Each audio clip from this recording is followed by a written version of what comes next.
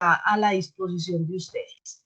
Entonces, como les estaba contando, nosotros estamos haciendo un proyecto en el marco de la gestión del riesgo de desastres. En ese proyecto lo que estamos haciendo es identificando el nivel de riesgo que tienen algunas zonas que están expresadas dentro del plan de ordenamiento territorial de la ciudad de Medellín como en condición de riesgo. ¿Cómo así? Ustedes saben que el plan de ordenamiento territorial de Medellín, digamos que es esa herramienta en la que se orienta cómo vamos a ocupar, vamos a ocupar, digamos, el suelo, ¿cierto? Qué actividades se pueden y no se pueden realizar, qué actividades están restringidas, cómo van a ser las infraestructuras, digamos, de las que vamos a poder gozar. El plan de ordenamiento territorial es esa herramienta que nos permite, como lo dice su nombre, organizar nuestro territorio de una manera, digamos, sostenible, ¿cierto? Más adelante, el expositor va a estar contándoles un poquito como de la naturaleza de esa herramienta y ustedes pueden obtener pues como más conocimiento de ella.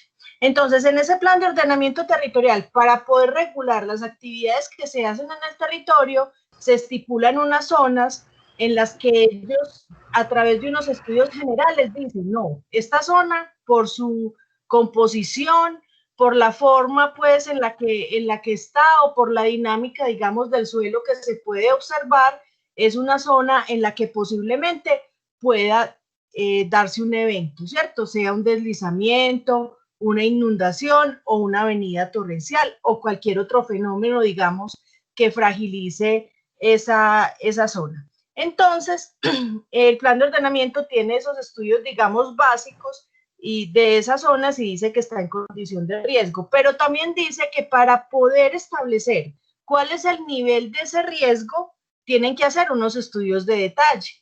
¿Esos estudios de detalle qué son? Obviamente, como su nombre lo indica, es estudiar más a fondo la zona y establecer si esa zona es susceptible de hacerle unas obras para reducir ese riesgo o si definitivamente, por ejemplo, las viviendas de las personas que viven allí tienen que ser reasentadas. Entonces, esos niveles de riesgo nosotros los llamamos como riesgo mitigable y riesgo no mitigable.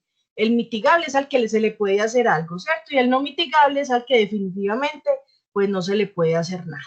Entonces, nosotros estamos precisamente en ese momento de definir ese nivel de riesgo en algunas zonas del corregimiento de Santa Elena y otras partes pues de la ciudad de de San Cristóbal y en otras partes de la ciudad de Medellín. En el corregimiento de San Cristóbal, ¿dónde estamos en este momento?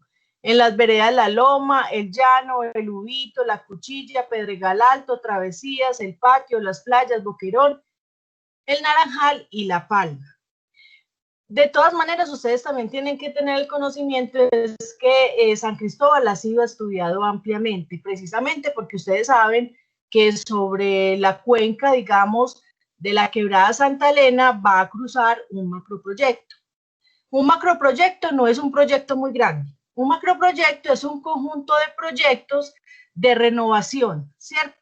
En los que van a haber vías, van a haber mejoramientos de vivienda, van a mejorar la accesibilidad. No es un solo proyecto, sino que es muchos proyectos que se van ejecutando en el tiempo en una parte para mejorar ese lugar, ¿cierto? En este caso, entonces, es el macroproyecto La Iguaná.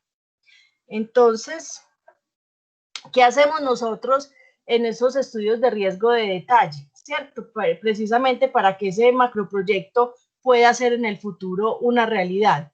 Tenemos varios equipos, entre ellos geólogos, ingenieros hidráulicos, ingenieros civiles, topógrafos.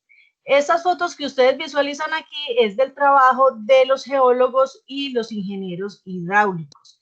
¿Qué hacen los geólogos? Van y estudian, digamos, el suelo, ¿cierto que sí? Entonces, vemos que están midiendo las piedras, ellos visualizan de pronto procesos erosivos que tienen algunos taludes, miran, hacen una lectura del paisaje, bueno, ellos tienen un sinnúmero de herramientas a través de las cuales hacen sus análisis. Y por el otro lado están los ingenieros hidráulicos, que son los que miran las dinámicas de las aguas en el suelo que estamos ocupando. Tenemos también a los ingenieros civiles. Los ingenieros civiles son los que evalúan las viviendas. Ellos van vivienda a vivienda y evalúan los años que tiene la edificación, cómo están sus cimientos, cuáles son los materiales constructivos. Entonces, eso también es súper importante dentro del riesgo para medir algo que se llama vulnerabilidad. ¿Cierto? La vulnerabilidad es como esa predisposición o esa exposición que tenemos a que un evento extremo en este caso nos cause algún daño. Tenemos el trabajo de los topógrafos. Los topógrafos pues son esos personajes que ustedes ven metidos con unos aparaticos en las quebradas, en lo más profundo, digamos, de las zonas urbanas y rurales, estableciendo obras o estableciendo, digamos, las existencias en materia de obras que puede tener un lugar, ¿cierto? Que hay, por ejemplo, una Boca Toma, que hay un muro de contención, también están mirando, digamos, como la elevación del terreno. Bueno, yo sé que todos esos ustedes de pronto los han visto por ahí. Y por último tenemos el grupo de los geotecnistas. El trabajo de los geotecnistas es muy importante para los estudios de riesgo de detalle porque son los que hacen esas perforaciones en el suelo y ya en realidad pues nos da, con relación al otro conocimiento, el detalle del comportamiento del suelo en la zona de riesgo. Como les digo, combinado con los otros conocimientos, es lo que nos va a dar si el riesgo o si pues esa zona se le puede hacer alguna construcción o no. ¿Por qué? Porque ellos están pendientes de cuál es la resistencia de ese suelo, cuál es la composición de ese suelo, qué resistencia tiene a ciertos pesos, pues a los pesos precisamente de las edificaciones. Entonces, este trabajo de los geotecnistas es muy importante en esta parte de los estudios de riesgo de detalle. Y por último, digamos lo que más les puede interesar a ustedes, que es la fase 5 de este proyecto, que se llama acompañamiento de la sensibilización y socialización a la comunidad impactada en el territorio.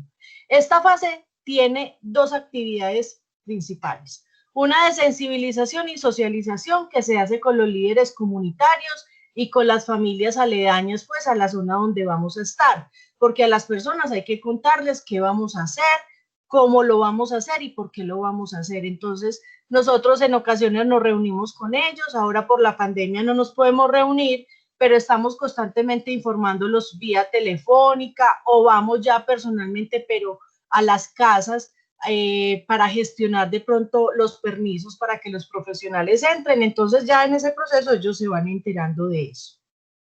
Y la segunda actividad es conocimiento y participación. Esta actividad tiene varias, digamos, subactividades, entre ellas la que estamos realizando hoy, que son los encuentros entre expertos y estudiantes. Pero además de eso, tenemos otras actividades muy interesantes como es las Olimpiadas del Conocimiento, el reto ambiental y un foro de ciudad que se va a llamar Gestión del Riesgo en Medellín. Bueno, es importante tener en cuenta que durante este tiempo hasta noviembre nosotros vamos a estarles enviando a ustedes información sobre estas actividades, principalmente sobre el tema de las Olimpiadas del Conocimiento. Van a ser Olimpiadas con relación a los temas de cambio climático y gestión del riesgo de desastres. Las preguntas son muy intuitivas. Hemos estado recibiendo información a través de medios de comunicación, a través obviamente de nuestros docentes en las aulas y a través de estos espacios pues que se han venido generando. Entonces van a ser unas olimpiadas en las que todos pueden participar. Va a tener unos incentivos, vamos a entregar unas tablets a los 3 primeros puestos en esas olimpiadas del conocimiento. Las estamos programando aproximadamente para la primera semana de noviembre. Entonces vamos a estarlos invitando, ojalá contemos con muchos jóvenes de la institución educativa San Cristóbal, pues y que se lleven los reconocimientos. Bueno, tenemos también un reto ambiental. Ese reto ambiental está direccionado a familias, a grupos pequeños, pues porque no pueden ser, digamos, grupos grandes por la pandemia, que de pronto se puedan reunir y generar una pieza audiovisual. Puede ser un video o un audio, ¿cierto? Donde nos cuenten alguna experiencia significativa de su territorio, algo que quieran resaltar con respecto a los temas que hemos venido trabajando. Ustedes ya saben cuáles son: gestión de riesgo, cambio climático. Entonces ahí también bienvenidos los grupitos de jóvenes.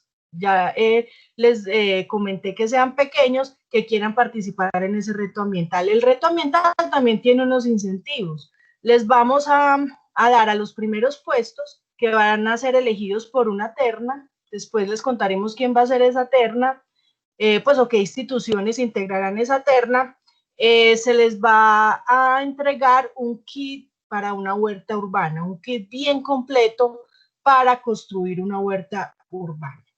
Y bueno, la última actividad, que es este conversatorio o este foro, donde va a asistir funcionarios de la Alcaldía de Medellín, comunidad y expertos locales. Entonces están todos súper invitados a ser parte de todos estos eventos. Bueno, terminamos ahí pues como la presentación del proyecto. No sé si tengan alguna duda. Estamos entonces prestos a escucharlos, o si no, para que ya empecemos con la exposición del profesor. ¿Quién tiene alguna duda? Yo tengo una duda. Cuéntame. Dinos el nombre, por favor, tu nombre. Gerson Romero. Bienvenido, Gerson. Mira, en el caso de que una vivienda se encuentre al lado de la iguana, ¿cierto? Usted, sí, pues que se vaya a construir, se compra un lote ahí. ¿Ustedes irían a estudiar el terreno y les darían el informe a las personas que compraron para ver si es apto o no apto ese terreno para construir casa? Mira, Gerson, como este es un proyecto, digamos, de interés público, es muy difícil y los recursos son limitados como para decirle a cada vivienda, ¿cierto? A cada casa si quedó, digamos, en una zona de riesgo mitigable o no mitigable, ¿cierto? Pero ustedes como ciudadanos, pues tienen el derecho de hacer la solicitud al Departamento Administrativo de Planeación, pues de que le digan cómo es el suelo en el que usted está, ¿cierto?, viviendo. Entonces ustedes elevan esa solicitud al DAP y el DAP les entrega un planito. Ya en el planito usted se da cuenta y obviamente ellos le explican si está o no está dentro de esa zona de riesgo. Ahora, si por ejemplo, en los estudios que se están haciendo en alguna parte, digamos, de la quebrada de la Iguaná, sale que eso es una zona de riesgo no mitigable por avenidas torrenciales, que casi siempre es así, porque eso es un fenómeno pues que no se puede mitigar. Entonces ya, pues si eso sí sale, entran a planes de reubicación o reasentamiento, ¿cierto? Que llaman.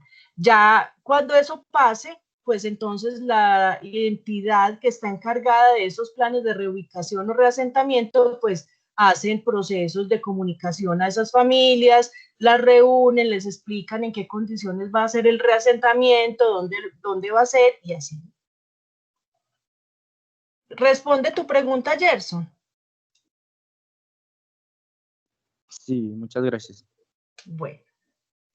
Listo, entonces yo creo que podemos empezar. De todas maneras, para su conocimiento, la profesora en los próximos días va a obtener parte de los estudios que se han realizado en el corregimiento de San Cristóbal en otros años, desde el 2015, y bueno, en la medida de lo posible, pues ella también a las personas interesadas, pues les puede entregar una copia de los estudios. Como le dije anteriormente a la profe, son estudios que se pueden leer pues normalmente, no es algo pues muy complicado, con mapas que se pueden entender, que están explicados también en el documento, entonces como que no hay ningún problema con el acceso a esa información. Ahora entonces le damos la bienvenida a John Jairo. John Jairo. María, qué pena. Antes de que le demos la bienvenida a John Jairo, quería hacer ahí un paréntesis y contarles estas dos dinámicas que tenemos. Y es, primero que la profe les está pidiendo ahí que en el chat le pongan sus nombres para ellas llenar su listado de asistencia. Y adicional para nosotros, si María vuelve y nos comparte ahí, por favor, la pantalla de la reunión, les explico también enseguida, tenemos un modelo de participación, y es que si ven esa manito que hay en la parte de abajo en el menú, la pueden levantar para hacer sus preguntas, ¿cierto? Esa es una forma de participación, o nos escriben sus preguntas en el chat, aunque también pues John Jairo nos da la posibilidad también de que abramos el micrófono ahorita y participemos. Lo otro es que nosotros también en el chat les estamos poniendo un enlace para que por favor ingresen y diligencien, son 3, 4 preguntitas en las que nos diligencian nuestro registro de asistencia de este evento. Y ya, perdona ahí por el paréntesis corto. No, muchas gracias, Jonathan, súper importante. Entonces, bueno, ahora sí vamos pues con la presentación del profe. Es un profesional pues muy joven, ingeniero geólogo de la Universidad Nacional de la sede de Medellín. Tiene una maestría en geología del cuaternario de 2 universidades en Suiza y actualmente es profesor de la Escuela de Ingenieros de Antioquia. Entonces es una persona pues con un vasto conocimiento en cambio climático, a pesar de su edad, con un vasto conocimiento en cambio climático, y pues que lo aprovechemos bastante, que hagamos muchas preguntas. El otro 11 con el que estábamos desde las 6 de la mañana participó mucho. Esperemos que también, que somos poquitos, participemos bastante. Entonces, John Jairo, bienvenido, y de nuevo, ojalá disfrutemos también mucho este encuentro.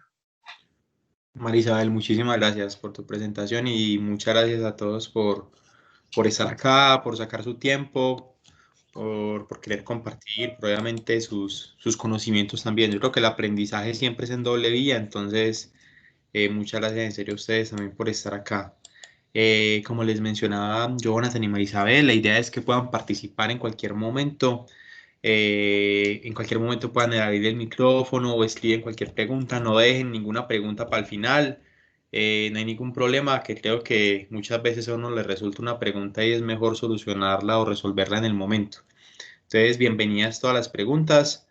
Les cuento que yo les voy a hablar de temas tal vez muy generales, ¿cierto? Temas muy generales, tal vez no muy claro, tal vez no muy específico de la quebrada de Iguaná, de San Cristóbal, de su zona.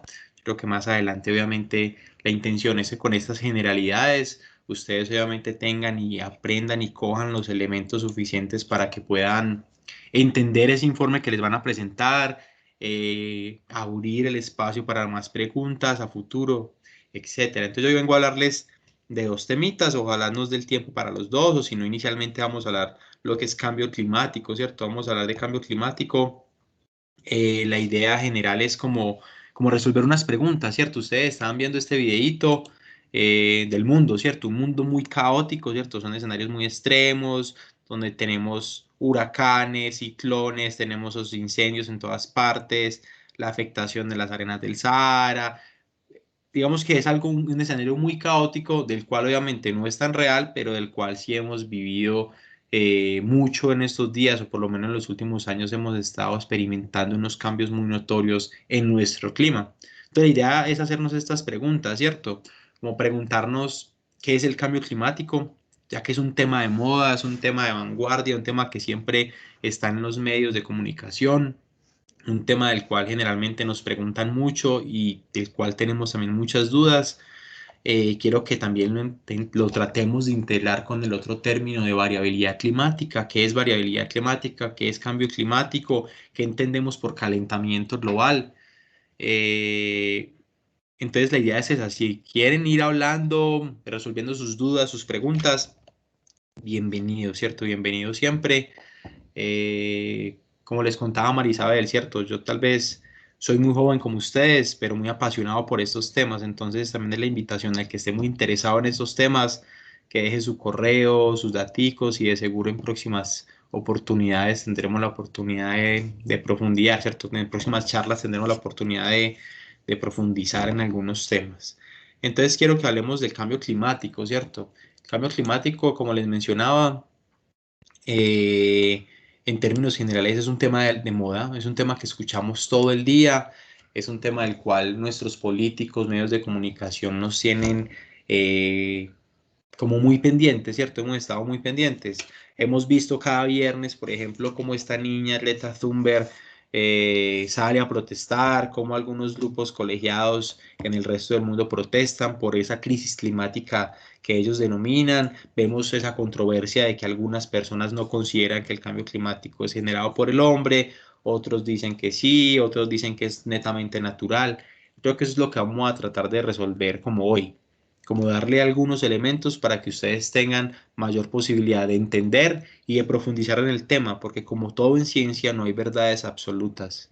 Entonces no lo que yo les diga acá es verdad absoluta, solo es una visión basada en hipótesis y en la formulación de algunas tesis, y ustedes a medida que van consultando, a medida que se van especializando o ahondando más en los temas, van buscando su verdad, ¿cierto? Yo creo que eso se trata como cualquier elemento, como cualquier proceso de parte del conocimiento, en específicamente la ciencia. Entonces el cambio climático tiene como dos visiones, para algunos muy radical, para algunos complementaria, como yo lo veo, ¿cierto? Entonces tenemos un cambio climático generado principalmente por causas naturales, o sea, fenómenos de origen natural. O sea, el cambio climático entendido como un fenómeno natural. Les cuento que el cambio climático se asocia a los cambios en el clima, pero no a los cambios del clima de un día, de 2 días, de 5 años, de 20 años o 100 años. El cambio climático se asocia a esos cambios en el clima, pero en el tiempo geológico. O sea, hablamos ya de algo a una escala temporal mucho más amplia. Hablamos de escalas de miles de años, de millones de años. Listo. El cambio climático, escala temporal muy amplia, hablamos en tiempos geológicos.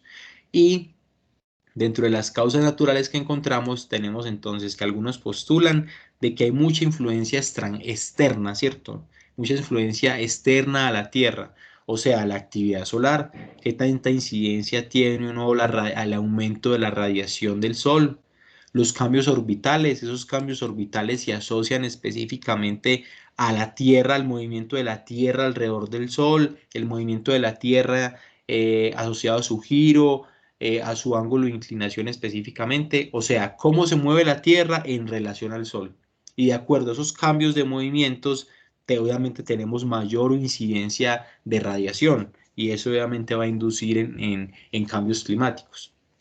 Tenemos otro agente externo que ha ocurrido en el periodo geológico, que son los impactos de los meteoritos, ¿cierto? El impacto de un meteorito es un agente externo, una liberación de energía súbita, que obviamente me genera unos cambios drásticos en la composición de la atmósfera, inclusive la corteza, me puede inclusive localmente generar reactivación de vulcanismo, etcétera. O sea que estos tres son acciones naturales externas que me condicionan la formación o me condicionan el cambio climático. Y tenemos otros eventos más locales como la circulación oceánica, o sea, el océano no es algo estático, ¿cierto? Digamos que todos los mares y los océanos no se encuentran totalmente estáticos, no son aguas quietas, no son lagos. Ustedes solamente lo que alcanzamos a ver es el oleaje, solamente vemos el oleaje, pero en todos esos kilómetros de agua que tenemos, por debajo tenemos una cantidad de corrientes, tenemos una cantidad de ríos, por decirlo así, ríos submarinos. Tenemos una cantidad de corrientes que lo que hacen es generar transferencias de zonas cálidas a zonas frías, de zonas frías a zonas cálidas, etc. Esa circulación oceánica tiene mucha influencia con los fenómenos atmosféricos. Digamos que los fenómenos atmosféricos y la circulación oceánica están pegaditas de la mano. O sea, nuestro clima está condicionado por las corrientes oceánicas. O sea, qué tanto llueve, qué tan poquito llueve, depende también del mar. Depende de cómo circula el agua en el mar, de esa circulación de agua fría a agua caliente. Entonces aquí tenemos otros fenómenos que son más dentro de la Tierra. Teníamos los fenómenos externos y tenemos los fenómenos. Hemos hablado de la circulación oceánica y los fenómenos atmosféricos. Y otro también muy importante es el vulcanismo y el tectonismo. El vulcanismo asociado a las erupciones volcánicas, a la cantidad de materiales que ellos eyectan, que ellos generan a la atmósfera, y el tectonismo muy relacionado a los sismos, a los terremotos, como comúnmente los conocemos. cómo esos fenómenos internos de la Tierra también condicionan y generan cambio climático. Y en contraste, tenemos entonces otro tipo de causas. Tenemos las causas antropogénicas. ¿Pero qué es antropogénico? Antropogénico quiere decir relacionado con el hombre, o sea, causado por lo antrópico, por el hombre. O sea, lo antropogénico es donde el hombre tiene 100% de influencia. Y dentro de eso, lo que se ha hablado, lo que se ha postulado al respecto es que la alta emisión de gases de efecto invernadero tiene mucha influencia en el cambio climático y gases de efecto invernadero generados por nuestras actividades, generados por las actividades propias de nuestro desarrollo, como la industrialización desde los años 60, la expansión de la frontera agrícola. Digamos, la expansión de la frontera agrícola se asocia a esas zonas. Muchas veces tenemos zonas boscosas en las partes altas de las montañas y vemos cómo tanto el urbanismo como los cultivos van subiendo. Obviamente eso está regulado desde el plan de ordenamiento territorial de cada municipio, pero muchas veces por las necesidades propias de cada población necesitan tumbar más monte para sembrar más, para meterle más vacas o para construir. O sea, vamos expandiendo esa frontera de desarrollo y acabando con nuestro bosque, que en términos generales los bosques son reguladores del dióxido de carbono. Asociado a esa expansión de la frontera agrícola tenemos también entonces la deforestación. La deforestación, obviamente lo que estamos ocasionando es esos árboles que consumían mucho CO2 para su alimento en el proceso de fotosíntesis, los estamos tumbando y toda esa cantidad de esos materiales, toda esa función tan bonita que generaban los árboles de regulación y manejo del CO2 la estamos perdiendo para generar ¿qué? Nuevas áreas de cultivo, nuevas áreas de desarrollo o nuevas áreas de ganadería extensiva. O sea, que en un área muy gigante de tierra metemos 4 vacas y obviamente eso no es productivo y eso lo que genera obviamente es mayor emisión de gases de efecto invernadero. Todas estas acciones, la expansión de la frontera, deforestación, ganadería, está condicionada por las necesidades alimentarias de la población. Y no solamente las necesidades alimentarias, sino también las necesidades de desarrollo. A las empresas ahorita las miden por su crecimiento.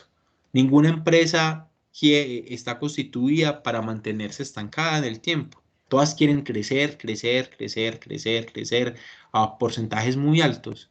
Ese porcentaje de crecimiento de las empresas implica mayores procesos de desarrollo, mayores procesos de abastecimiento, etcétera. O sea que como estamos en proceso de crecimiento y ahorita nos miden a todos, es cuánto está creciendo, entonces las empresas están favoreciendo una mayor emisión de gases de efecto invernadero, dentro de cuáles el dióxido de carbono principalmente, el gas metano y el óxido nitroso, que son como los gases más críticos y que favorecen ese efecto invernadero que más adelante se los voy a tratar de explicar.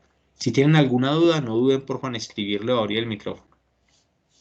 Entonces, ¿qué vamos a ver en esta charla de manera inicial? Vamos a ver cómo relacionamos estas dos cosas, ¿cierto? ¿Cómo hacemos este versus entre el cambio climático es natural, el cambio climático es el hombre?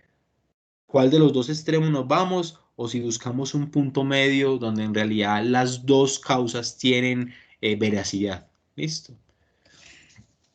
Bueno, les cuento. Vamos a hablar ahora de las causas naturales del cambio climático y de manera general entonces les quiero mostrar esta imagencita, esta imagen lo que está mostrando en este eje, como lo están viendo, es la cantidad de dióxido de carbono en la atmósfera medido en partes por millón. Ese dióxido de carbono es esta línea negrita, es esta línea negra que fluctúa, que cambia en este eje, ¿cierto? Este eje es millones de años, o sea, partimos de 600 millones de años hasta hoy. Y en este otro eje asociado a esa línea azulita tenemos la temperatura promedio de la Tierra aproximadamente, que viene desde 12 grados a 22 grados y que se relaciona con esta línea azulita. ¿Qué tenemos en esos colores del fondo? Tenemos entonces estos grandes nombres, paleozoico, mesozoico y cenozoico. No sé si ustedes recuerdan eso en su clase de ciencias, pues en realidad eso se asocia a las principales eras geológicas desde los últimos 600 millones de años. Ustedes saben que la Tierra, o sabemos que la Tierra tiene aproximadamente, me disculpan esa letra tan fea, pero estoy escribiendo con el mouse, la Tierra tiene aproximadamente 4.500 millones de años. Haciendo un análisis de los últimos 600 millones de años, vemos entonces que en esta época, en el Paleozoico, donde predominaban esos animalitos, no sé si lo recuerdan, que eran los famosos trilobites, que eran como unas cucarachitas con antenas. Esos trilobites predominaban en esta época. Esos animales se extinguieron por acá en el Permo-Triásico, por acá en otra época también se extinguieron, o sea, en esta época, en el Paleozoico, predominaron, fue el inicio de la vida, o sea, eran organismos al inicio unicelulares, luego nacieron las plantas, luego un poquito los peces y luego como los insectos. En términos generales fueron como las especies vivientes que habitaron el planeta Tierra en esta época, hace 600 millones de años. Solo colóquense a pensar. Si en esta línea completica, si esta línea que estoy dibujando tiene 4.500 millones de años, ¿cuánto tiene en 100 años? ¿Cuánto tiene un año? En realidad no somos nada, somos un solo parpadeo en la historia geológica de la Tierra. Y hay demasiada información que aún está por recolectar, demasiada información que aún está por construir. Entonces tenemos el Paleozoico, la edad de esos trilobites, tenemos el Mesozoico, acuérdense de Jurassic Park, la edad de los dinosaurios, tenemos el Terciario o el Cenozoico, la vida nueva, que se asocia a los mamíferos. Y entre esos mamíferos, al final, ahorita lo que estamos viviendo es los seres humanos. ¿Listo? ¿Qué caracteres, qué quiero mostrarles? Primero, que el tiempo geológico es muy grande, de que es muy amplio, de que nosotros solo somos un parpadeo en realidad, de que ha habido varias vías, de que esas vías se han extinguido, de que las extinciones muchas veces están condicionadas a cambio climático y que si hacemos una rápida mirada de la concentración de CO2 de esa línea negra, vemos que en el inicio de la Tierra era muy alto, luego bajamos aquí al final del Permotriásico a valores muy bajos, luego volvimos a aumentar ese contenido de CO2 en el Jurásico y luego estamos bajo unas condiciones de CO2 de esta línea negrita aproximadamente de 400-450 partes por millón de CO2 que tiene contenida la atmósfera. Si miramos de manera general la temperatura, vemos también de que la temperatura era muy alta en el Paleozoico, luego disminuyó, por acá hubo un fenómeno de extinción en el Ordovícico silúrico, luego en el Permotriásico. Vean que la temperatura también ha fluctuado mucho. Y ahora ustedes dirán, ¿cómo hacen estos locos geólogos y ingenieros geólogos para poder identificar estas cosas? ¿Cómo nos damos cuenta, cómo sabemos entonces de la temperatura o del CO2 hace 500 millones de años? Y utilizamos entonces las rocas, utilizamos los sedimentos, utilizamos los núcleos de hielo para tal fin. Si hacemos perforaciones, por ejemplo, no hasta el núcleo de la Tierra, solamente perforaciones de 1 kilómetro, de 500 metros en alguna zona donde podemos tener sedimentos o rocas, podemos conocer las condiciones específicas de cada uno de esos elementos. Si por ejemplo yo voy y cojo una arena de playa, en este momento me voy para Santa Marta, para Cartagena, cojo la arena de playa, analizo los sedimentos, analizo los fósiles, los animalitos vivientes que existieron, que están ahí en ese sedimento. Puedo hacer análisis y me puedo dar cuenta qué tan salado era el mar donde vivieron esos animales, a qué temperatura vivieron, a qué condiciones de CO2 se asociaba ese ambiente de sedimentación y qué temperatura. O sea, a partir del conocimiento, del análisis de los sedimentos, yo puedo reconstruir paleoambientes, o sea, ambientes viejos, tanto de temperatura, CO2, salinidad, entre otras cosas. Entonces, a partir de ahí, lo interesante o lo final que quiero llegar con esta imagen es entonces de que la temperatura y el CO2 han sido muy fluctuantes en todo el periodo geológico de la Tierra. Actualmente tenemos 420, más o menos 420 partes por millón y tenemos una temperatura promedio de 18 a 20 grados más o menos a nivel mundial. Estamos bajo unas condiciones que en comparación al resto del periodo geológico tal vez estamos bajitos, pero ya vamos a dar cuenta cuando analicemos los últimos años, los últimos 100.000, 400.000 años, los últimos 20.000 años, de que ha habido cambios circunstanciales muy notorios en estas últimas épocas. Les cuento entonces de que antes se pensaba de que los cambios climáticos eran eventos fortuitos, ¿cierto? De que como muchos se relacionan a extinciones, de que no, esos cambios climáticos están ocasionados por procesos netamente internos de la Tierra, por algo donde no hay influencia externa. Sin embargo, gracias a este genio, a Milutin Milankovitch, él postuló varias hipótesis. ¿Qué hipótesis postuló? De que en realidad los cambios climáticos se asociaban a ciclos solares. Ciclos solares, o sea, ¿qué quiere decir eso? O sea, ciclos solares de radiación y también a la variación de los parámetros orbitales de la Tierra. En términos generales, a la manera en que la Tierra le da la vuelta al Sol, a la manera en que la Tierra gira en sí misma y a la velocidad de ese giro y al grado de inclinación del eje de la Tierra. Digamos, lo que postuló Milankovitch fue que esos cambios en las propiedades orbitales o en los parámetros orbitales de la Tierra respecto al Sol son los verdaderos condicionantes y generadores del cambio climático en todo el tiempo geológico. Entonces, digamos que ahí se parte, digamos, la historia de este análisis del cambio climático. Milankovitch es considerado, aparte pues de muy teso pues en la física, es considerado como uno de los padres de la climatología. ¿Cuáles fueron las tres hipótesis que Milankovitch realizó? O digamos las tres hipótesis que él postuló. Y son tres específicas. La primera, que se conoce como excentricidad, o sea, cuando la Tierra gira alrededor del Sol, en la actualidad lo que está generando es una elipse.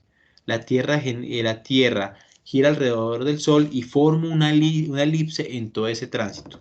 ¿Qué es lo interesante y qué es lo que de pronto postuló Milankovitch? De que esa elipse no siempre es homogénea, de que en algunos momentos del tiempo geológico la Tierra le daba la vuelta al Sol de manera circular, de manera más o menos elíptica. ¿Y qué pasa entonces cuando ya no le doy la vuelta de manera elíptica al Sol, sino de manera más circular? Pues con seguridad el perímetro cambia, o sea, la longitud, la distancia de ese perímetro disminuye, o sea que yo puedo tener años más corticos o años más largos en términos de la geometría en la que yo le doy la vuelta al Sol. O sea, si ahorita duramos un año dándole la vuelta al Sol, puede que con esta circular me demore más de un año o menos de un año. ¿Qué es lo interesante o qué postuló Milankovitch? Que ese proceso o ese ciclo en realidad tenía o tiene 100.000 años. O sea, cada 100.000 años va cambiando la excentricidad de la Tierra, va cambiando esa geometría en la que la Tierra forma al girar al Sol. Pero no es un proceso así súbito y de repente, ¿cierto? No es un proceso que se da de manera de repente.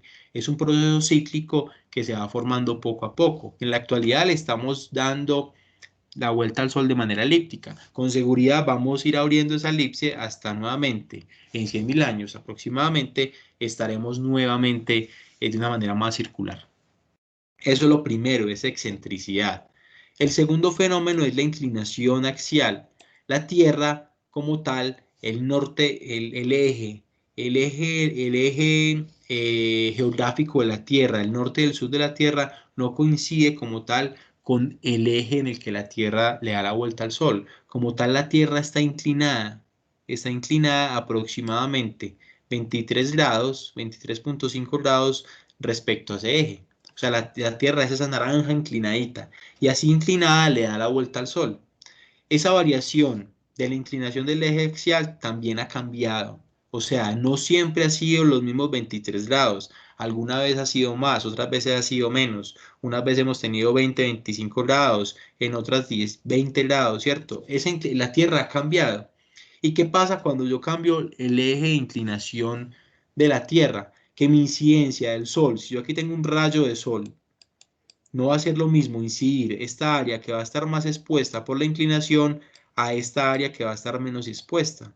Obviamente hay variaciones asociadas a cada una de las estaciones, o sea, la posición de la Tierra respecto al Sol en cada estación, pero entonces la inclinación también es un factor muy importante a la hora de analizar el cambio climático. Y lo interesante es que Milankovitch identificó que más o menos cada 40.000 años ese eje cambia, ese eje de la Tierra empieza a cambiar. El otro proceso que también es muy importante mencionar es el fenómeno de procesión. No es la procesión de llevando el Cristo en Semana Santa, no. La procesión de la Tierra se asocia a como si colocáramos la Tierra en un trompo y lo empezáramos a girar. O sea, es la velocidad de ese giro y es cómo está girando la Tierra. y obviamente ella gira asociada a ese eje, o sea que ella gira inclinada. O sea, la velocidad de giro está también relacionada con el ángulo de inclinación. ¿Qué es lo interesante? Que esa inclinación de la Tierra también, que ese giro también ha cambiado. Por lo general hemos analizado de que la Tierra siempre gira en sentido horario, pero no siempre es así. Puede que la Tierra empiece a girar de manera diferente. Eso también ha cambiado y ese periodo de cambio, tanto de la velocidad como el giro, es de aproximadamente 26.000 años. Y ahora ustedes dirán, pero estos locos, ¿cómo hicieron entonces para identificar eso? Ya vamos a analizar. Vamos a resumir entonces los tres procesos.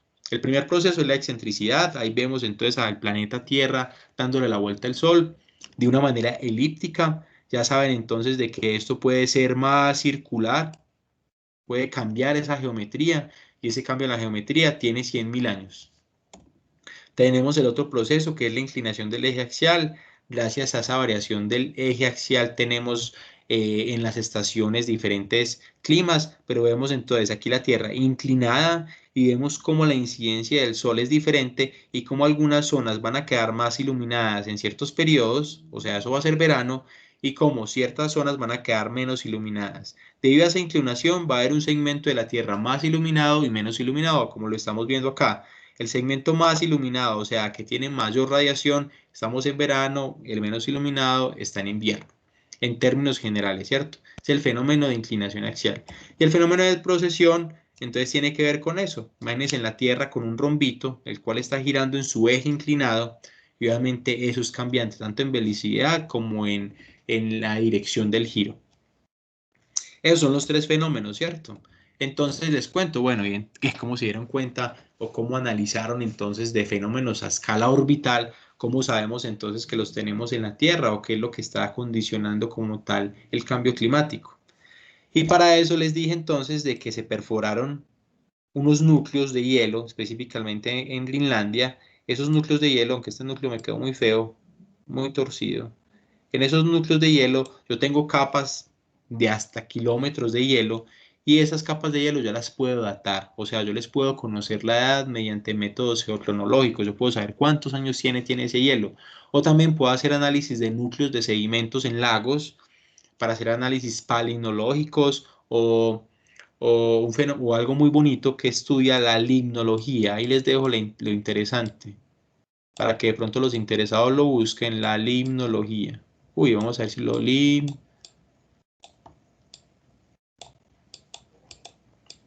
mediante estudios limnológicos, lo que hacemos es estudiar los sedimentos de los lagos y a partir de ahí identificar algo. ¿Identificar qué? Señales climáticas.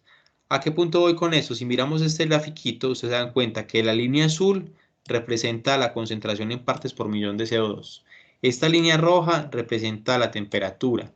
Y hay otras variables como la radiación, otros gases, etc. Aquí tenemos en este eje, tenemos la edad, o sea, tenemos hoy 0 y tenemos aproximadamente 400.000 años. ¿Qué nos hemos dado cuenta? Si ustedes se dan cuenta, todas las gráficas son como paralelas, ¿no se dan cuenta? Todas yo las puedo partir por acá. Vean que tienen como ese bajonazo, ese cambio drástico en esa gráfica, lo podemos ver acá. O sea, ¿dónde? Tenemos que el CO2, por ejemplo, aumentó, disminuyó, aumentó. Disminuye, aumenta. Disminuye, aumenta. Disminuye, aumenta. ¿Qué es lo interesante? De igual manera con la temperatura y de manera general también con otros parámetros. ¿Qué es lo interesante? Si ustedes se dan cuenta, este ciclo va de 450.000 a más o menos 320.000. Este de 320.000 a 250.000. O sea, más o menos estos cambios en las gráficas del aumento del CO2 y disminución del CO2, del aumento de la temperatura y disminución de la temperatura, tienen 100.000 años. O sea que esto es lo que postuló entonces Milankovitch, que había ciclos relacionados muy grandes. Ahora miremos a nivel local. Vemos, por ejemplo, esta puntica se relaciona con esta puntica se relaciona con esta puntica y empezamos a ver ciclicidad a nivel local. O sea, tenemos la ciclicidad de la excentricidad, tenemos la ciclicidad a nivel local, a mucho más cercano de 40.000 años, del eje axial, A nivel más local también puedo ver cambios o correlaciones de ese cambio relacionado con la procesión de la Tierra, etc. O sea, a partir de esos análisis de núcleos de hielo y núcleos de sedimentos lacustres y marinos, puedo entonces yo darme cuenta de identificar algo que llaman señales climáticas. Esta es una señal, uy, mira, qué interesante, venía la temperatura, estaba aumentando, aumentando, aumentando, uy, subió otra vez, aumentando, aumentando, subió otra vez. O sea, disminuye, sube, y es algo cíclico, que no ocurre en un día, es algo cíclico que ocurre en esos famosos tiempos definidos por Milankovitch de 100.000, 40.000 y 25.000, 26.000 años. John Jairo, perdón, tenemos una pregunta de Ana Aquino Valencia. ¿Qué impacto tendría para el mundo, el ambiente, los animales, las plantas, etcétera, que la Tierra empiece a girar en sentido contrario? Muy interesante, pero yo creo que la variación principal para mí debería estar muy relacionada con las corrientes oceánicas y con las corrientes atmosféricas. Lo interesante es que no solamente esos cambios como tal en el cambio de giro de la Tierra condicionan el clima. Ustedes saben, o no sé si recuerdan de pronto en su clase, la famosa tectónica de placas, de que teníamos un continente muy grande, Pangea, Rodiña, una cantidad de continentes, esos continentes se partieron, por esos fenómenos de tectónica de placas se separaron. Esa geometría de esos continentes me condiciona también la circulación oceánica. Y como tal, ese giro, no lo tengo muy claro, no sé específicamente qué genera o qué generaría en los animales, por ejemplo, pero estoy seguro, o por lo menos diría que tiene que ver con el cambio de las condiciones oceánicas y las condiciones atmosféricas. O sea que hay un cambio, ¿cierto? Y si le sumamos a eso que cambiamos el eje de inclinación y cambiamos la geometría en la que le damos la vuelta al Sol, entonces la radiación solar ya no va a ser la misma, porque entonces los días puede que ya no duren igual, ya no tendríamos días de 24 horas, sino días más corticos, días más largos, y eso se ha influenciado directamente en las horas que tenemos de exposición a la luz. Al haber menos luz, hay menos fotosíntesis. Al haber menos luz, entonces tenemos unas condiciones ambientales que con seguridad afectan o favorecen a ciertas especies. De manera general. Si hay otra pregunta, bienvenida, listo. Le está hablando entonces de las señales climáticas, pero entonces esta grafiquita tan enredada la podemos resumir en esta, ¿cierto? En todo el tiempo geológico, entonces, ¿qué hemos tenido? Hemos tenido fluctuaciones, o sea, cambios. ¿De qué? De que el clima ha bajado, de que se ha vuelto muy frío y que luego ha aumentado. Se enfría y empieza otra vez a aumentar. A esos periodos fríos, donde la temperatura ha sido muy baja, los conocemos como periodos glaciares. Y a los periodos donde nos estamos calentando, se llaman interglaciares. O sea, en la mitad de una glaciación hay un fenómeno de calentamiento. O sea, en todas estas señales climáticas lo que muestran es que el clima lo que ha hecho es subir y bajar, subir y bajar, subir y bajar, calentarse, enfriar, calentarse, enfriar, calentarse, enfriar. Y eso en términos generales ha sido de manera cíclica bajo unas constantes bastante interesadas. Pero tengan en cuenta, la Tierra es dinámica. No significa que sea totalmente cíclica, que yo diga, no, hace 100.000 años cambió el clima, entonces va a ocurrir dentro de 100.000 años específicamente. No, puede que un ciclo sea de 80.000 años, puede que otro ciclo sea de 150.000 años. Son modelaciones, pero no tenemos como tal esa ciclicidad tan marcada, tan perfecta. En la Tierra los fenómenos naturales por lo general funcionan como el famoso efecto mariposa. Cualquier cambio pequeñito que yo haga en la etapa inicial va a generar un resultado totalmente diferente. Entonces, cualquier cambio que yo haga en las condiciones iniciales, mi resultado va a ser diferente. Famosa teoría del caos, etcétera, etcétera. Para no entrar en los términos filosóficos, vamos más bien a mirar un análisis más detallado de lo que pasa entonces en los últimos 15 años. Aquí tengo hoy, o sea, 0 años, years before present, o sea, antes del presente, o sea, eso en realidad habla de 1950, o sea, tenemos un análisis a 1950, lo cual lo podemos entender como si fuera hoy, porque estamos analizando los últimos 15.000 años, y en esta grafiquita lo que podemos ver, aquí los años como se los mencionaba en miles de años, y en este otro eje vemos la temperatura, donde obviamente hacia abajo es muy frío y hacia arriba muy caliente. Pero ¿qué temperatura estamos tomando? Estamos tomando la temperatura promedio en Groenlandia, en los núcleos de hielo que hemos analizado en Groenlandia. Entonces la pregunta es, ¿podemos utilizar esos núcleos de hielo en Groenlandia para poderlos homogenizar o tratar de entender el resto del mundo? Y la verdad es que sí. El clima, cualquier rasgo climático que pase en el norte o en el sur, queda alguna señal pequeñita en el trópico, alguna cosa queda en el trópico. Las partes más sensibles a los cambios climáticos son la latitud norte y la latitud sur, y algo de señal también queda en el trópico. O sea, entender lo que pasa en Groenlandia nos ayuda a entender el clima global de manera general. Aquí tenemos la temperatura promedio, vea que son temperaturas promedios por debajo de cero, de menos 30 a menos 50. Y lo interesante entonces acá es que ustedes ven que esa línea, vemos una línea negra, vemos una línea rojitas y vemos una línea de azulitas. La línea de azulitas muestran bajonazos, o sea, disminuciones drásticas de la temperatura.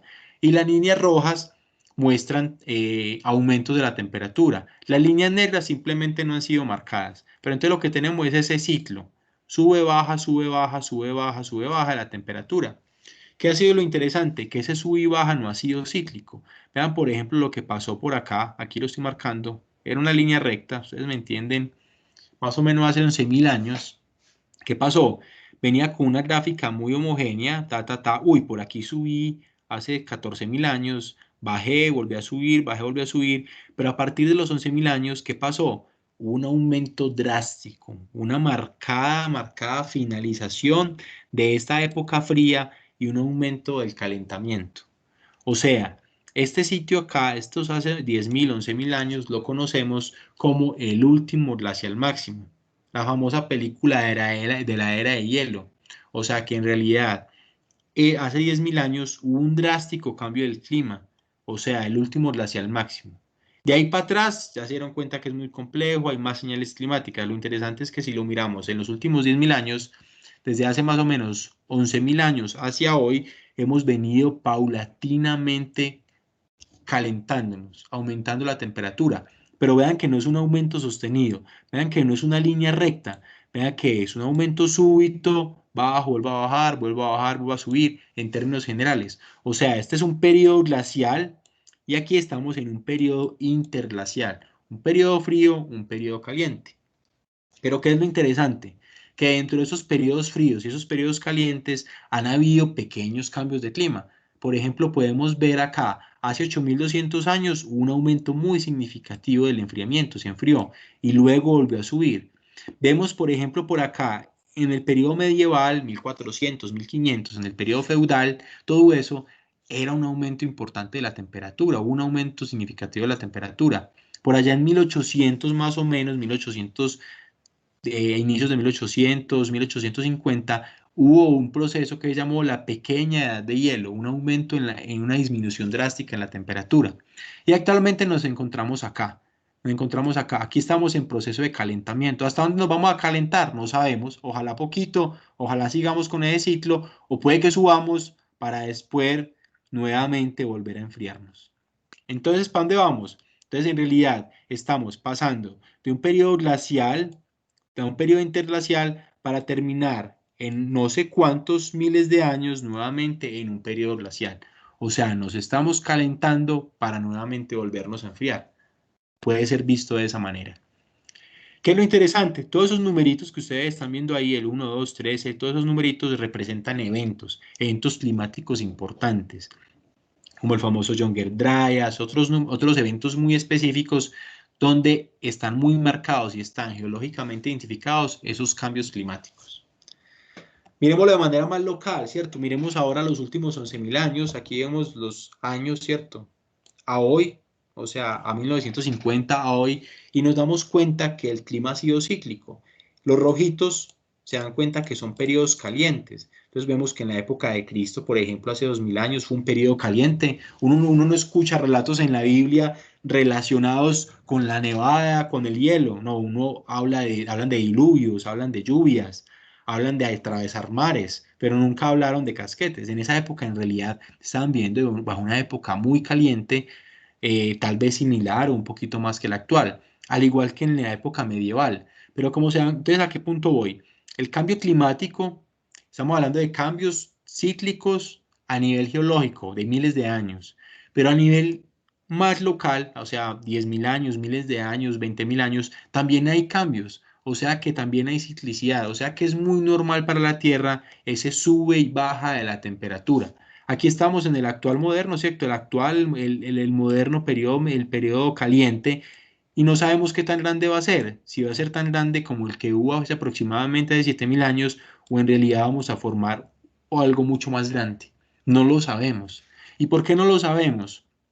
Porque en esta época influían netamente los fenómenos orbitales y también los fenómenos asociados a vulcanismo. En cambio acá ya tenemos a quién, nos tenemos a nosotros, tenemos al hombre, ¿cierto? Ahí voy a hacer la carita feliz. Tenemos al hombre y el hombre como tal, no estoy haciendo un vándalo, estoy haciendo simplemente que está echando CO2 hacia la atmósfera específicamente. Allá ahí tenemos el hombre como influencia y eso es lo que vamos a ver más adelante. Entonces, para resumir, tenemos los eventos orbitales, los famosos ciclos de Milankovitch, donde tenemos el cambio de la excentricidad, de la precesión y del ángulo de inclinación de la Tierra, cómo influye todo eso en el clima. Y hay unos fenómenos también naturales que también inducen en el clima, y en este caso son los fenómenos endógenos. Así como los meteoritos, como los procesos solares se conocen como exógenos, o sea, de fuera de la Tierra, existen otros procesos que se conocen como endógenos, o sea, del interior de la Tierra. Tenemos los sismos y tenemos los volcanes. Aquí tenemos una erupción volcánica. ¿Qué es todo esto que estamos generando acá? ¿Qué tiene todo eso? ¿Qué son todos esos materiales que estamos eyectando, llevando a la atmósfera? Son cenizas volcánicas, es vidrio volcánico, es azufre, pero principalmente agua y principalmente CO2. O sea que esto en realidad es una nube de CO2. O sea que gracias a las erupciones volcánicas masivas que se han presentado de algunos volcanes muy grandes en la Tierra, como por ejemplo el lago de Rotorua en Nueva Zelanda, el lago Taupo en Nueva Zelanda, como por ejemplo algunos volcanes en la zona de Lacio en Roma, en Nápoles en Italia, Yellowstone en Estados Unidos, la gran caldera de Yellowstone, etcétera. Esas grandes erupciones volcánicas que han ocurrido en el tiempo geológico, que no se han repetido de manera muy recurrente en la actualidad, han inducido a generar cambios locales del clima. ¿Qué pasa con toda esta cantidad de ceniza? Véanlo acá, se oscurece el cielo. ¿Qué pasa con los rayos solares, con la radiación solar? No puede entrar. Mientras que cae, tiene que caer toda esta ceniza, tiene que limpiarse esa atmósfera y depositarse para volvérmelo a blanquear, como está acá.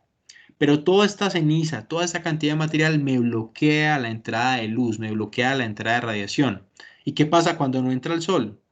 Entonces hay un enfriamiento. Han ocurrido varias erupciones bastante importantes, bastante notorias en la historia geológica, pero específicamente ocurrieron dos en Indonesia. Digamos, la de Krakatoa en 1883 y la del volcán Tambora a inicios de 1800.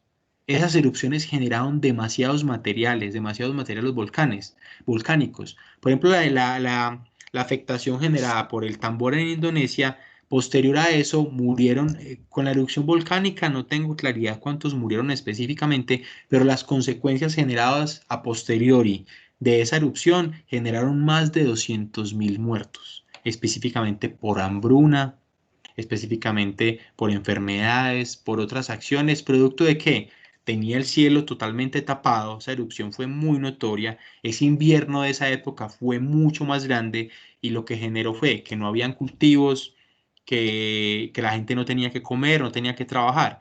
¿Eso qué generó? Generó migraciones masivas a nivel mundial. Por ejemplo, la famosa crisis de la papa en Irlanda, producto de ese invierno tan intenso, generó una migración masiva de irlandeses a Estados Unidos. La mayor migración que se ha dado en la historia viene de esa época, de las mayores que se ha dado.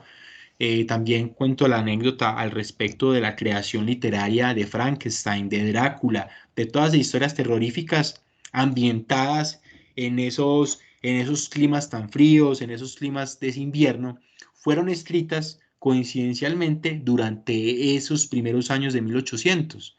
O sea, esos autores, esos pensadores de esa época, viviendo ese invierno, fueron inspirados por esas situaciones que estaban viviendo para escribir Drácula, Frankenstein, etc. O sea, ahí nos damos cuenta cómo esos cambios climáticos generan cambios, no solamente en condiciones de vida, ya que nos toca movernos a otros lugares, adaptarnos, no solamente en condiciones de alimentación, porque los cultivos de siempre no los vamos a seguir comiendo, sino también cambios culturales, cambio de cómo pensamos, de cómo leemos y de cómo escribimos, producto del cambio climático. Con seguridad muchos libros de aquí a futuro, si son exitosos, van a hablar del calentamiento que estamos viviendo ahorita. Vamos a ver novelas, nuestros hijos, nuestros nietos van a leer novelas del calentamiento que estábamos viviendo, las situaciones globales de contaminación, etcétera, que estamos viendo en la actualidad. Y eso va a inducir al cambio cultural de seguro de nuestras generaciones futuras. Entonces, estos cambios muy importantes, entonces, generados por toda esta cantidad de CO2 que sale entonces de los volcanes, también ha inducido al cambio climático. ¿Y por qué? Porque es tan importante entonces entender el CO2 en la atmósfera y en la atmósfera de cualquier planeta, ya sea el CO2 generado por los volcanes o el CO2 generado de manera natural. Porque el CO2 es condicionante del clima. O sea, el clima en la superficie de cualquier planeta en el universo depende ¿de qué? Depende de su atmósfera y depende de la cantidad de gases que tiene esa atmósfera. Y vemos entonces el ejemplo acá de Marte. Marte no tiene atmósfera porque la actividad de su núcleo terminó y la atmósfera está casi pegada a la Tierra en nuestro caso por el campo magnético que genera el núcleo. Y si como nos damos cuenta entonces en Marte no tenemos entonces atmósfera y tenemos una temperatura en superficie muy bajita, de solamente menos 50 grados. O sea que es muy frío, no tengo atmósfera, es muy frío. Vamos al otro extremo, tenemos a Venus, es un planeta gaseoso, entonces tenemos una atmósfera muy gruesa, la cual está compuesta casi en su totalidad, 96% de dióxido de carbono, y vemos entonces cómo la temperatura promedio del planeta es de 420 grados centígrados, muy caliente. Ahora si miramos, el término medio es la Tierra. Tenemos una atmósfera importante, la cual está amarrada, pegada a la Tierra gracias al campo magnético, y tenemos solamente el 0.03%. Gracias a ese 0.03% tenemos 15 grados centígrados de temperatura promedio en la Tierra aproximadamente. O sea, la pregunta viene ahorita, ¿qué pasa si yo aumento ese porcentaje de CO2 en la atmósfera? Ya vemos a Venus, ¿cierto? Al tener más CO2 es una relación directamente proporcional. Al tener más CO2 voy a tener mayor temperatura de la Tierra. Eso es importante. Sí. Tenemos una pregunta acá de Sandra Vidal. Dice, claro que sí. ¿Hay posibilidad de que en millones de años se trasladen las placas tectónicas y generen una nueva ubicación de continentes? Y esto, ¿qué relación tiene con el cambio climático? ¿Me la puedes volver a repetir? Qué pena que no te escuché muy bien, qué pena. Tranquilo. ¿Hay posibilidad de que en millones de años se trasladen las placas tectónicas y generen una nueva ubicación de continentes? ¿Y esto qué relación tiene con el cambio climático? Mucha. Hay posibilidad. Los continentes son móviles y vamos a hacer un ejemplito, voy a hacer un zoom acá a la Tierra, ¿cierto? A la Tierra. Y les cuento no tanto a futuro, sino en el pasado. Hace aproximadamente 5 o 10 millones de años, este pedazo de la Tierra, que incluye Norteamérica y parte de Centroamérica, estaba separado de Sudamérica. O sea, lo que conocemos como Panamá o el Istmo de Panamá no existía. O sea que por ahí atravesaba el Océano Pacífico. O sea que teníamos una mezcla entre el Océano Atlántico y el Océano Pacífico, específicamente en Panamá. Esa apertura que teníamos ahí condicionó las corrientes oceánicas de la época y condicionó el clima. Una vez se cerró el Istmo de Panamá, producto de las placas tectónicas, de la actividad obviamente de todos esos procesos en los bordes de placa, cambió el clima, porque todas las corrientes, esos ríos submarinos que venían por acá y atravesaban, ya tienen que ir inclusive hasta abajo, hasta Magallanes, para poder atravesar y subir, y de manera general los de acá, los de esta zona de Groenlandia, que aquí nacen principalmente las corrientes oceánicas, salir y ya bajar. O sea que la tectónica de placas también influye en los cambios climáticos. ¿Por qué? Porque debido al cambio de geometría que yo tengo en el planeta, las corrientes oceánicas van a cambiar, porque vamos a encontrar más o menos barreras. O sea, si yo abro el istmo de Panamá, por ejemplo, y aprovecho y entran corrientes oceánicas, de seguro el clima en Colombia cambia. Y de manera general, entonces, en el futuro. Sabemos que a futuro hay modelaciones de nuevos fenómenos de subducción, de que los continentes se están abriendo, como por ejemplo por acá en Etiopía, en África, que se está abriendo, está formando un nuevo mar, en otras partes están generando nuevos choques. O sea, que en millones de años a futuro, las placas tectónicas también van a inducir al cambio de las corrientes oceánicas. Esas corrientes oceánicas cambian las corrientes atmosféricas y por ende como resultado tenemos cambio climático también. Listo.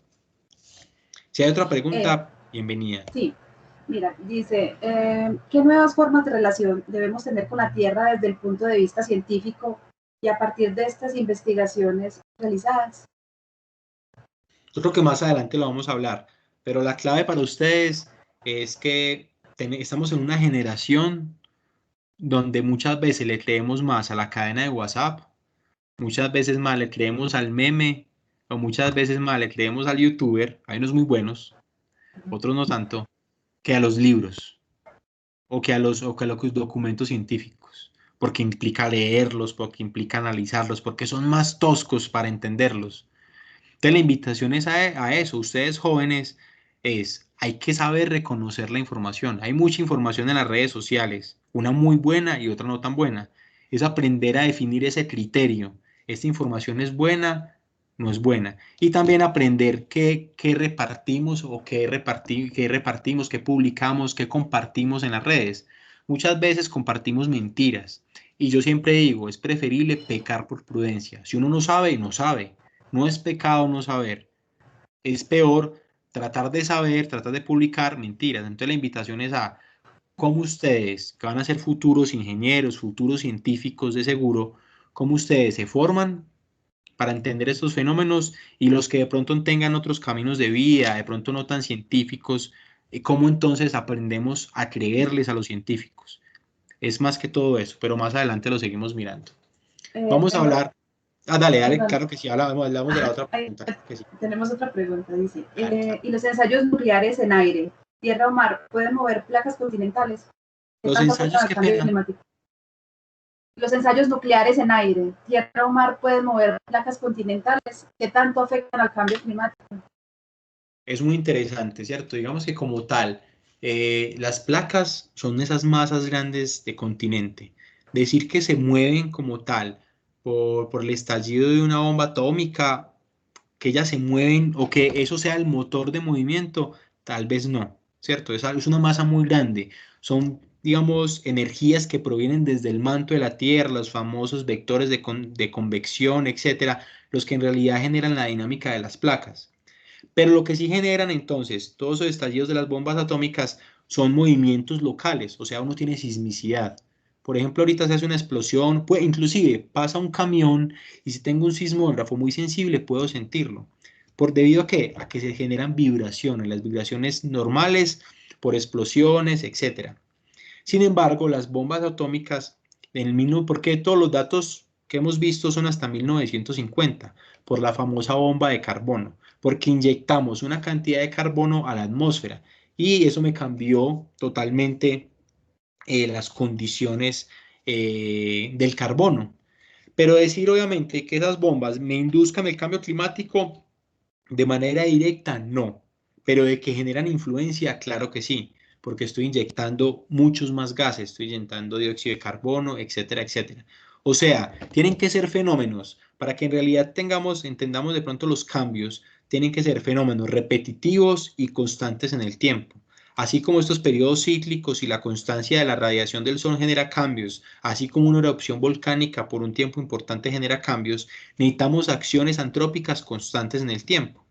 Desde hace más o menos 100 años hemos venido entonces, ¿qué? Constantemente bombardeando nuestra atmósfera de dióxido de carbono. ¿Por qué? Por producto de nuestro desarrollo, la quema de combustibles fósiles, contaminación. O sea que lo que estamos haciendo de manera constante, que sí está generando un cambio, como ya les vamos a mostrar, es el dióxido de carbono. ¿Que dentro de eso estén las bombas, las acciones bélicas? Sí, pero es más la acción del día a día que hacemos como seres humanos en este planeta. ¿Hay otra pregunta? No, ¿Tenemos otra pregunta? No, puedes continuar. Listo. Bueno, mientras que los muchachos van entonces formulando más preguntas, hablemos de las causas antrópicas. Ya hablamos de las causas generadas tanto por acciones externas, orbitales del Sol, y causas internas generadas por los volcanes y también esas acciones de la tectónica de placas, en la incidencia en el cambio de las corrientes oceánicas y atmosféricas. Vamos a otro fenómeno, que es el famoso efecto invernadero, ¿cierto? Y cómo entonces los gases de efecto invernadero, muchos generados por nosotros, generan aumento en la temperatura. Ya mencionamos anteriormente cómo el CO2, cómo el aumento del CO2 directamente está relacionado con el aumento de la temperatura. Y aquí tenemos el efecto invernadero. Aquí estamos mostrando entonces en el videito el ejemplo. Ustedes conocen un cultivo de tomate, un cultivo de flores, una floristería, y vemos que ellos tienen unos plásticos, que esos cultivos se encuentran en unos plásticos generalmente blancos. ¿Qué es lo que pasa? ¿Qué es lo que hace ese plástico? Llega el sol, manda sus rayos, obviamente hay radiación, calor y luz, eso llega al plástico, atraviesa el plástico, llega dentro del cultivo, rebota contra el suelo, rebota contra el cultivo, luego ese calor, esa radiación rebota nuevamente contra el plástico, mucha se va, otra se refleja, vuelve al cultivo, rebota contra el plástico, vuelve al cultivo. O sea que tenemos un proceso de rebote de toda esa radiación dentro del plástico, y lo que estoy entonces generando a largo plazo es el aumento de la temperatura. No sé si han tenido la oportunidad, pero cuando uno entra a un cultivo de flores o de tomates, se siente el calorcito. O algo tan sencillo, en un día muy frío ustedes entran a su casa y se siente calorosito rico. Ese calorosito es el pequeño efecto invernadero que genera nuestros gases en nuestra vivienda. Ustedes abren las ventanas y chao, nos enfriamos. Es algo muy similar. O sea, ese plástico que tenemos en los cultivos, en realidad también lo tenemos en la atmósfera. ¿Expresado en qué? Expresado en CO2. Tenemos esa capa de CO2 en la atmósfera que en realidad nos está condicionando la temperatura en el interior de la Tierra. Aquí vemos el ejemplo, cómo entra la temperatura, cómo entra la radiación solar, cómo golpea en el suelo, muchas absorbida, muchas tomadas por las plantas, por las condiciones de vida específicas, y mucha reflejada, transmitida, refractada, y va a rebotar contra la atmósfera. Una va a salir, otra vuelve a entrar a la tierra. O sea, el mismo fenómeno que estuvimos viendo en los plásticos de los cultivos pasa igual con nuestra atmósfera. Ahora, si tuviéramos solamente el CO2 que es generado desde los volcanes, pues bueno, podríamos decir que el cambio climático es netamente natural. Pero como tenemos una cantidad de inyección de CO2 producto de nuestras actividades industriales, lo que estamos haciendo nosotros es acelerar ese proceso que es natural. O sea, el hombre como agente acelerador del cambio climático. Y aquí vemos entonces cómo nuestras actividades diarias, la quema de combustibles fósiles, contaminación, industrialización, está generando eso desde más o menos hace 100 años. ¿Es culpa de quién entonces este fenómeno? Es culpa de todos, fue el modelo de desarrollo que escogimos. Muchos sueñan con tener una casita, muchos soñamos con tener un carrito, todos queremos ropa nueva, todos queremos un celular. En cada uno de esos elementos del desarrollo del modelo que escogimos, cada uno de esos genera dióxido de carbono. O sea, cuando yo me monto en el bus de gasolina, está botando ese humo, esa gasolina. Para generar esa gasolina yo tuve que haber extraído petróleo. Ese petróleo representa unas toneladas, unas partes por millón de dióxido de carbono en nuestra atmósfera. O sea que en realidad nosotros tenemos una partecita en todas nuestras acciones de CO2, y es lo que se conoce como la huella de carbono. Cada una de nuestras acciones, si por ejemplo nos bañamos con el agua calientica, entonces prende el gas para calentar entonces el agua, ese gas representa un porcentaje de dióxido de carbono. O sea que actualmente en la atmósfera cada uno tiene un pedacito de dióxido de carbono. De ahí la importancia de cambiar nuestros hábitos. De ahí la importancia de que en el colegio se generen campañas de reciclaje. De ahí la importancia de que ustedes en sus casas concienticen a los mayores, que muchas veces vienen con otras ideas generacionales, pero ustedes como jóvenes tienen la oportunidad de enseñarles, de capacitarlos, de cómo entonces hacemos, ¿para qué? Para reducir nuestras emisiones de CO2, de cambiar nuestros hábitos. Sí, hay una pregunta, claro, dale. Perdón, tenemos dos preguntas. Claro que sí. La primera la hace Ana Cano Valencia. Dice, se ha hecho un análisis sobre el tiempo que nos queda para actuar y frenar la contaminación. Y se llegó a que nos quedan 7 años y un par de meses entonces. ¿Creen que sea posible actuar contra el cambio, la contaminación, el aumento de CO2 y todas las cosas que vemos actualmente y cambiar el rumbo hacia donde vamos antes de este tiempo? Si llegamos a los 7 años y no hemos mejorado, ¿qué conveniencias trae? ¿Qué acciones podemos tomar para mejorar todas estas cosas? Esa es la primera pregunta. Muy buena pregunta. Hablemos de esa pregunta, ¿cierto? Como tal hay modelaciones, ¿cierto? Entonces hay modelaciones respecto al futuro, hay modelaciones muy conservadoras y lo que dice eso, que estamos en un momento en que la curva de aumento de la concentración de CO2 que induce el aumento de la temperatura está en este momento en un proceso reversible. O sea que si hay acciones rápidas en los últimos 7, 20 años, podemos bajar esa curva y mantenernos más o menos bajo unas condiciones naturales del clima y seguir bajo los procesos naturales de los ciclos de Milankovitch. Sin embargo, como estamos acelerando ese proceso, producto del CO2, pues probablemente nos salgamos de esa curva. Y ya entramos bajo los escenarios modelados. Todos los escenarios modelados, los vamos a ver más adelante, muestran que la Tierra está aumentando de temperatura. Y ese aumento de la temperatura condiciona el clima o condiciona la variabilidad climática, que ya vamos a hablar específicamente de eso más adelante.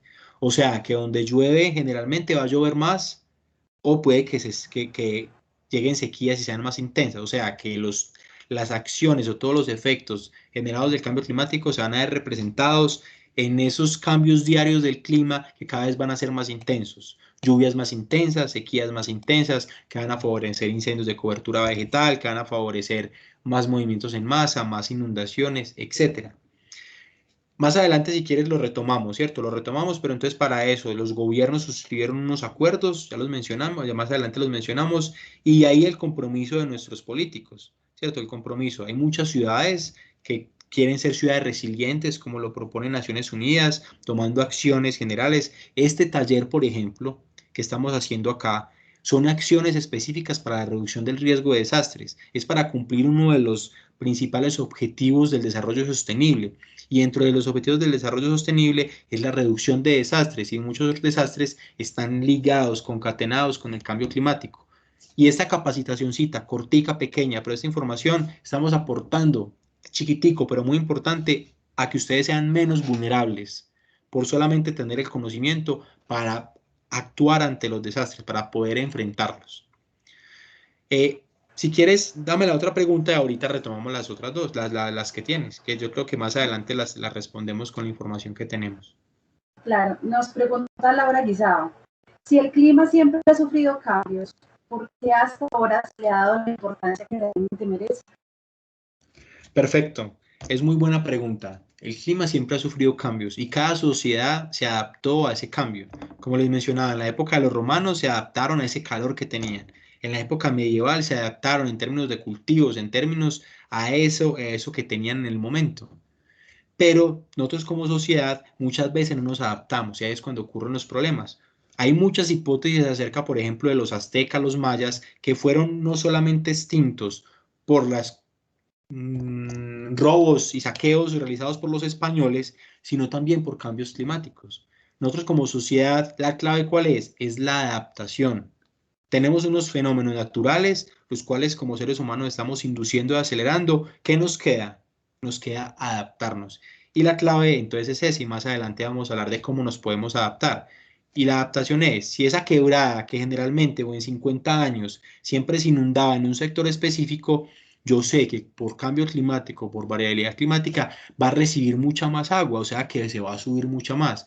Así mi abuela, mi abuelo me digan, mi hijo, yo le aseguro que en 50, 80 años esa quebrada no se ha crecido. En 50, 80 años no había las condiciones de cambio climático que tenemos actualmente. O sea, es enseñarle al abuelo, al papá, esa quebrada sí se puede crecer, construyamos la casita un poquito más arriba, estemos tranquilos. Ahí es donde está la clave, listo. Tenemos otra pregunta. Sí, nos pregunta Sandra Vidal, nuevamente, dice, ¿cómo se identifica la edad de materia fósil y qué importancia tiene para nuestro análisis del cambio climático? Eso es otro tema, pero claro que sí. Te recomiendo mucho que busques qué es la geocronología, qué son los isótopos radiométricos, pero en términos generales es que hay unos isótopos radioactivos.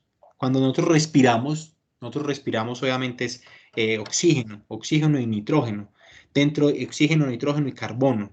Y hay unos isótopos. Ustedes saben que el carbono tiene varios isótopos, 12, 13 y 14. Nosotros día y noche respiramos ese oxígeno 12, 13 y 14. Lo interesante es que el 14 es radioactivo y decae en el tiempo. Cuando yo me muero con la cantidad de carbono 14 que había en la atmósfera actual y eso empieza a recaer radiactivamente. Conociendo ese tiempo de decaimiento, o sea, cuánto se demora ese carbono 14 en destruirse porque es radioactivo, yo puedo conocer la edad de varios elementos ricos en materia orgánica, pero solamente me sirve para 50.000 años. Hay otros métodos, como por ejemplo dendrocronología, estudiar el anillo de los árboles, la fotoluminiscencia, o sea, el tiempo que los minerales llevan expuestos al sol. Hay demasiados métodos geocronológicos para no poder entender esos fenómenos. Para el cambio climático, vital. Si yo tengo los sedimentos y sé que se relacionan con una temperatura, con una radiación, yo tengo unos datos químicos que me generan ambiente, pero si yo no los puedo relacionar con años, no puedo hacer modelos, no puedo identificar señales climáticas. Para este fenómeno de cambio climático, para entender sismos, para entender la recurrencia de cualquier fenómeno geológico, es vital conocer su edad. Por eso las dataciones geocronológicas son demasiado relevantes. ¿Hay otra pregunta? Sí, dice, en aras de adaptación, ¿tendríamos que cambiar el modelo de desarrollo? Eso es una buena pregunta, pero entonces voy a seguir aquí con esa pregunta. Nuestro modelo de desarrollo que ha tenido, entonces la emisión de gases, tenemos unos hábitos alimenticios que favorecen el consumo de más carne. Ustedes saben que las vaquitas, obviamente en esos pastizales, todas las heces fecales generan mucho metano. Esos óxidos, esos gases, el óxido nítrico, el metano, en realidad también son gases de efecto invernadero, siendo mucho más críticos. Por ejemplo, los 3/4 del total de las emisiones corresponden al metano, mucho de ese metano generado por las emisiones generadas por las vacas. Entonces, ahí es donde está la pregunta. Culturalmente venimos con unos hábitos muy marcados. Nos gusta comer carne todos los días, a las 3 horas del día, pero son hábitos culturales, no fueron hábitos malos, fueron hábitos producto de la adaptación de nuestros ancestros a esas condiciones que vivieron en la época. Les tocó trabajar muy duro, necesitaban mucha proteína. Ahorita tal vez hay suplementos, hay otra manera de comer, hay otra manera de tener hábitos diferentes de vida para que no generemos tantos gases. Tenemos que cambiar nuestro modelo de desarrollo. Es muy fácil decir que sí o muy fácil decir que no, pero el modelo de desarrollo empieza con un modelo individual. Cada cual desde la casa, cada cual con lo que consume y compra decide. Cuando esa acción individual se convierte en una acción comunitaria, va a tener reflejo. Cuando esa acción comunitaria tiene reflejo a nivel departamental, a nivel nacional, nuestros políticos, tomadores de decisiones que nosotros elegimos, son los encargados de decir, ve, la gente propia me está mostrando el camino del nuevo modelo de desarrollo.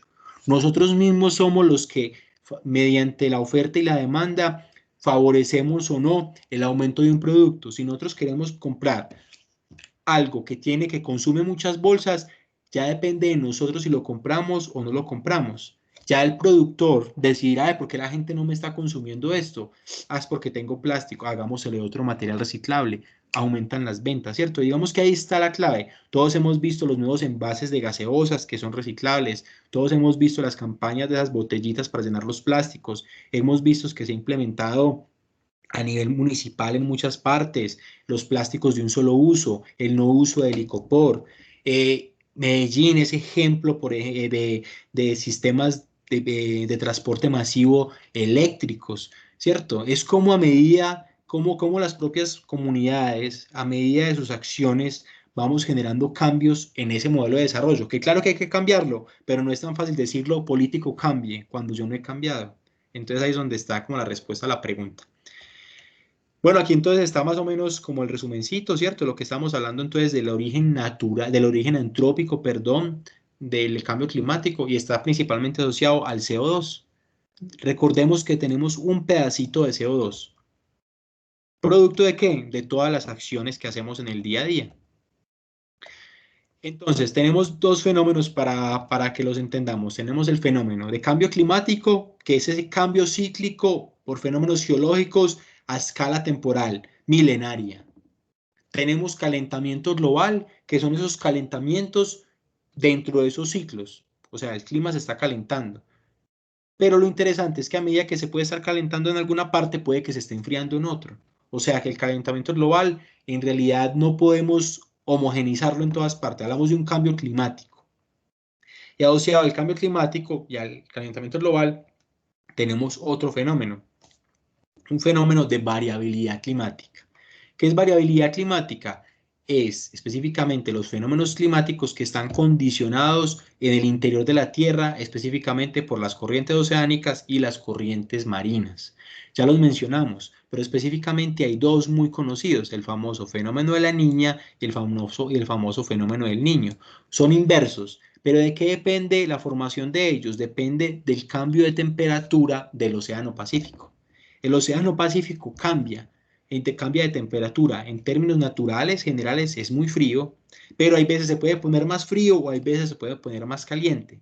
Eso cambia muchas cosas. Cambia la cantidad de nubosidad, de humedad relativa en la atmósfera, y eso induce principalmente en la precipitación. Mientras en una zona empieza a llover más, en otra empieza a haber sequía. Los fenómenos del Niño y la Niña también inducen en la alimentación, ya que, por ejemplo, en esa zona pesquera de Perú y el norte de Bolivia, que los peces están acostumbrados a ese Pacífico frío, al calentarse con el fenómeno del Niño, los peces se van, o sea que ya la pesca se reduce. En Colombia, por ejemplo, bajo un fenómeno del Niño se nos van las lluvias. Al irse en las lluvias, nuestros embalses reducen. Sabemos que nuestra principal fuente de energía está asociada a la energía hidroeléctrica, o sea, a toda la generación dada en los embalses. Al tener embalses bajitos hay que hacer razonamientos. Ya se hizo uno en el 92. En el otro extremo tenemos el fenómeno de la Niña, o sea, cuando llueve mucho, como ocurrió en 2010-2011, entonces ya tenemos más movimientos en masa, tenemos inundaciones, se nos rompen los diques, se nos caen los puentes, hay desastres, o sea que ahí es donde está la importancia entonces de entender estos fenómenos. El fenómeno de la Niña y el Niño son cíclicos también, van de manera cíclica y son comunes en la historia geológica de la Tierra, pero por esta variabilidad climática, por esa inyección de CO2, ya no son tan cíclicos, ya pueden ocurrir un año, luego a los 3, luego a los 5, y algo muy importante que es lo que es variabilidad climática. Cada vez van a ser más intensos, o sea, las sequías del Niño, que antes eran críticas, van a ser más intensas, las lluvias de la Niña, que antes eran críticas, van a ser mucho más fuertes.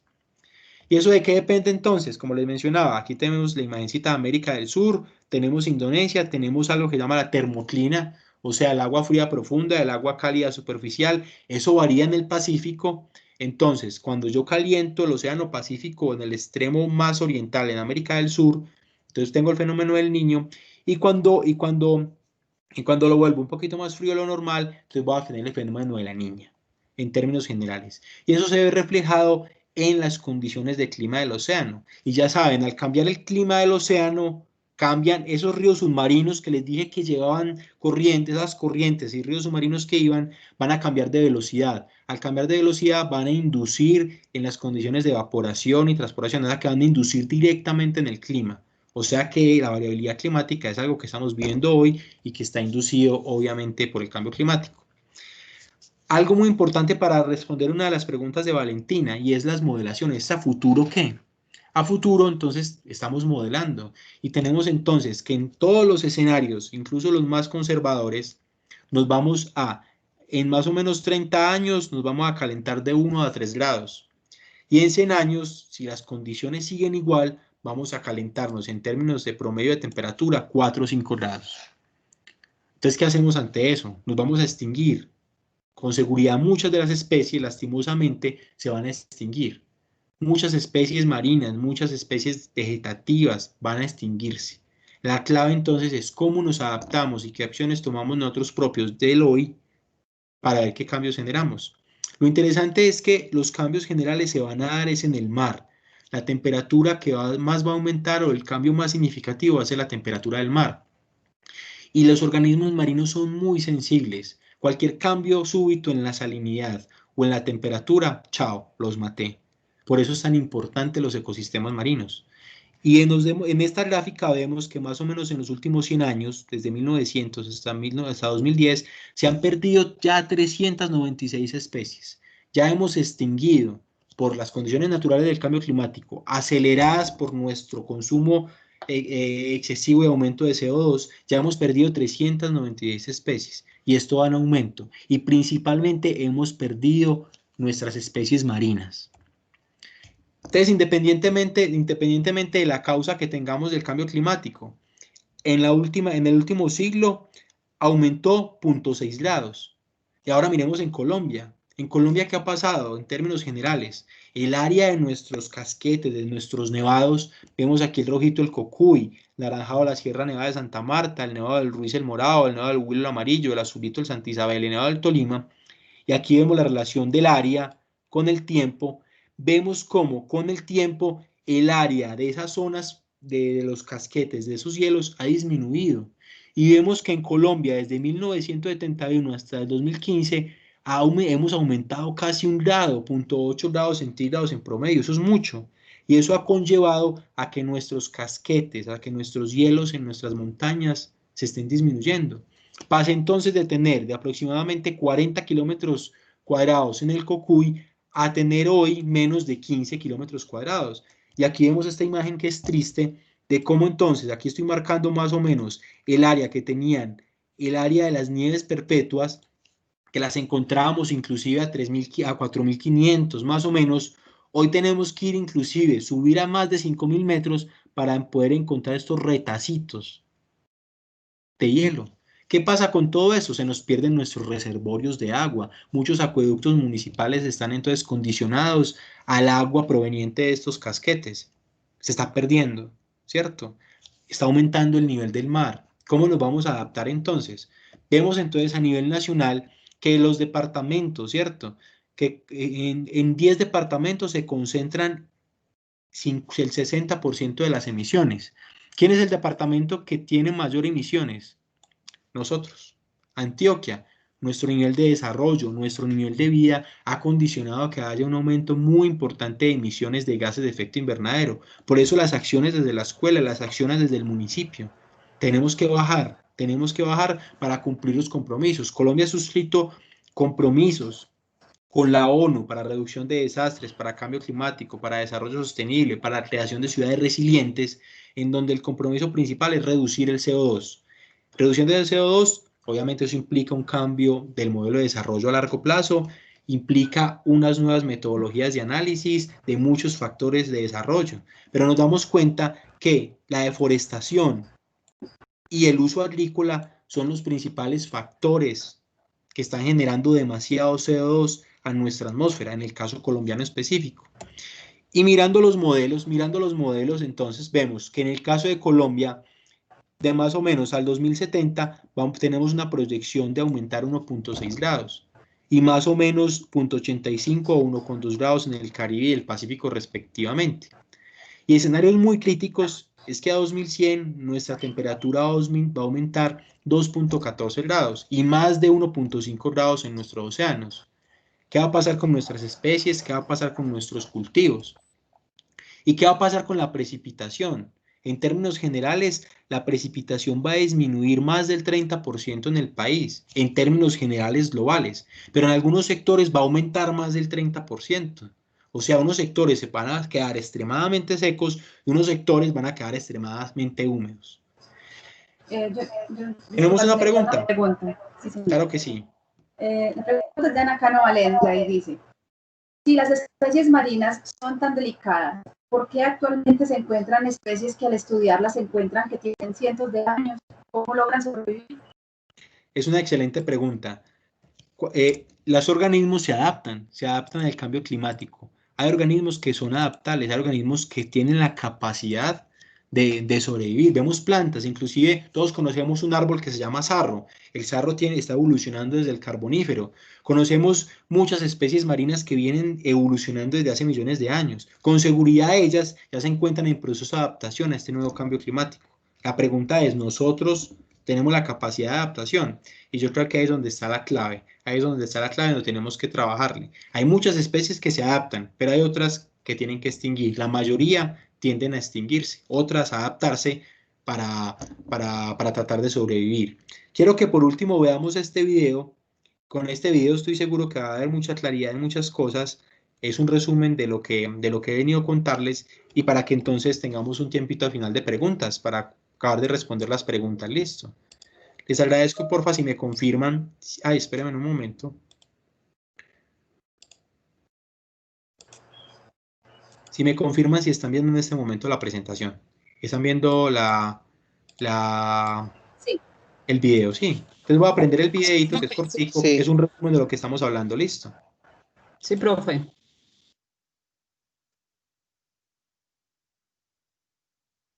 Cambio climático y variabilidad climática.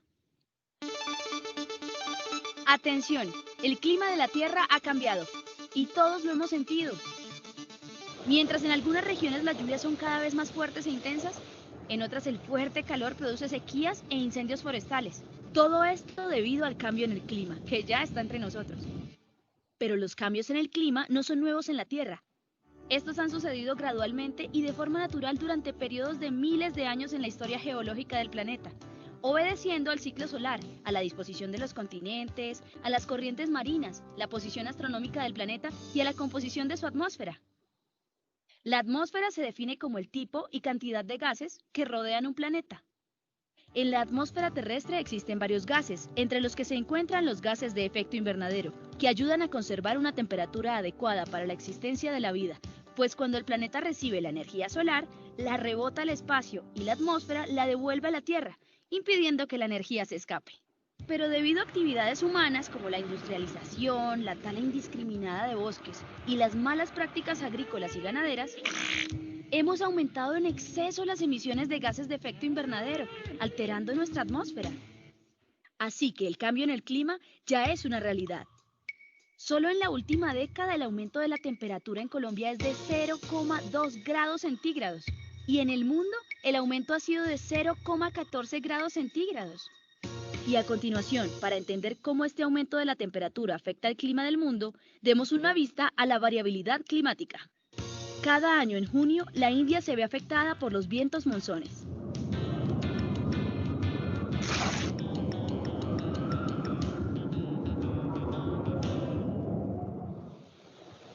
En Colombia no tenemos vientos monzones, pero nos veremos afectados, por ejemplo, por el fenómeno de la Niña. A los fenómenos como el de los vientos monzones en la India y el fenómeno de la Niña y el Niño en Colombia se les denomina variabilidad climática. Estos dependen de la regulación de presiones atmosféricas, son normales y siempre han existido en el planeta. El fenómeno ENSO ocurre anualmente y depende de la temperatura de las corrientes marinas que ingresan a nuestra costa pacífica. Cuando ingresa una corriente marina fría a la costa pacífica, entonces se producen más nubes, que el viento desplaza y aumentan las lluvias. Este es el fenómeno de la Niña. Cuando la corriente marina que ingresa al Pacífico es cálida, se producen menos nubes y hay menos lluvias. Entonces en el país vivimos un clima seco. Este es el fenómeno del Niño. Como les decía, los fenómenos de variabilidad climática son normales y siempre han existido, pero debido al cambio en el clima se han intensificado. Por ejemplo, al estar más caliente el planeta, es más el agua que se evapora en el Pacífico, se producen más nubes y por lo tanto las lluvias se incrementan, intensificando los efectos de la Niña.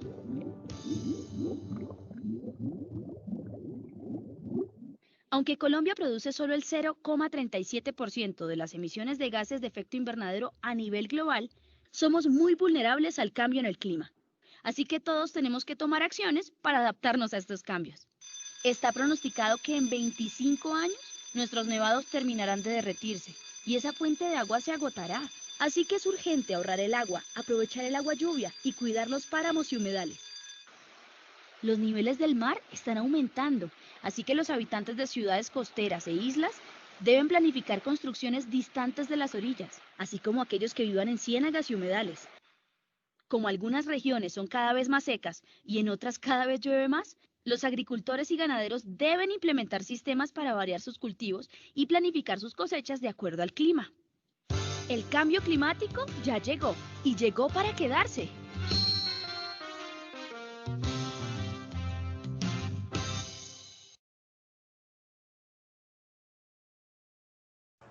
Bueno, muchísimas gracias. Yo creo que tenemos el tiempo entonces para la formulación de las preguntas. Si tienen alguna duda al respecto, aquí tenemos entonces el tiempito para que las hablemos. Veo por acá algunas preguntas en el chat, ¿cierto? Estas preguntas ya las respondimos durante el transcurso del taller. Ah, bueno, perfecto. No sé si tienen alguna otra pregunta o comentarios. Quedamos muy ¿Tienen pendientes. alguna pregunta desde el momento? Yo tengo A ver, una- muchachos, ¿cómo les pareció? Sí, bien pueda. En ese momento, pues, no sé, se está viviendo como un día, una parte del día frío, otra parte del día caliente, y pues es así constantemente, no hay como siempre lluvia o siempre sol, y eso por qué se da.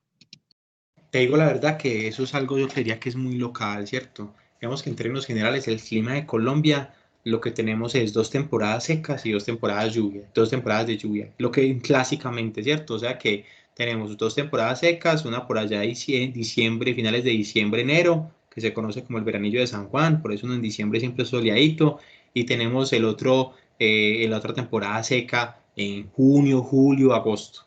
Y las temporadas lluvias de marzo, mayo y de octubre, noviembre.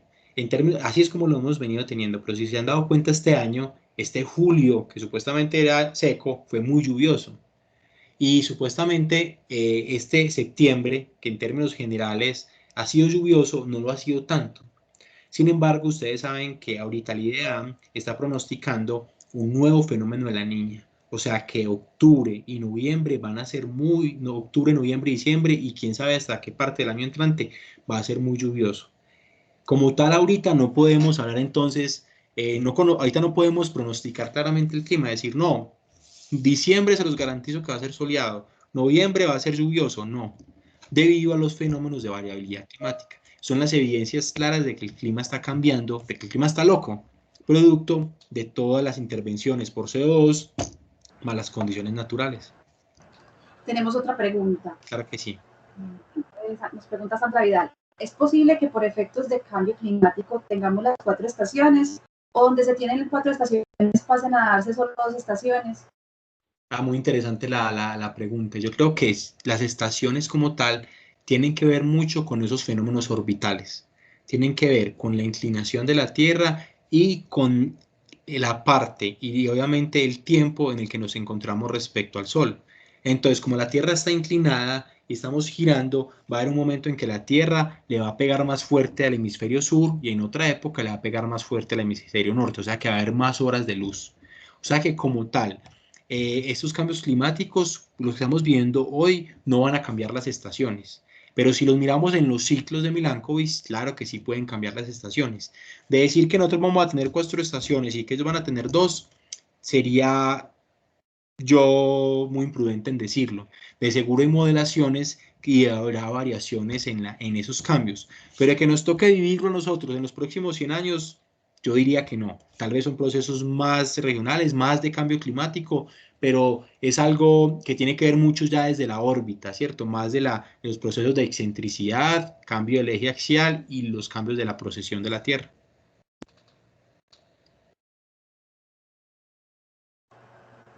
Pero para complementar de pronto, pero lo que sí es muy notorio en esas zonas de estaciones y nosotros es que para ellos los veranos van a ser muy fuertes, entonces no ves esas heladas impresionantes como las que hemos visto, por ejemplo, en Estados Unidos, o vamos a ver veranos muy intensos. Ahorita, por ejemplo, en Estados Unidos hay un incendio histórico, de los incendios más grandes que se han presentado históricamente, producto de ¿qué? De variabilidad climática. Estaban saliendo del verano en agosto y ese verano fue tan intenso que obviamente indujo a la generación de estos incendios de cobertura vegetal. O sea, esas estaciones van a ser entonces mucho más intensas, de igual manera como nos pasa a nosotros. La temporada seca mucho más seca, la temporada de lluvia es mucho más húmeda. Perfecto. Muchachos, ¿tienen más preguntas? ¿Alguna otra preguntita por ahí? O pueden opinar cómo les ha parecido la explicación que nos ha dado el profesor, los conocimientos nuevos que han adquirido. A ver quién, por favor, nos da su punto de vista.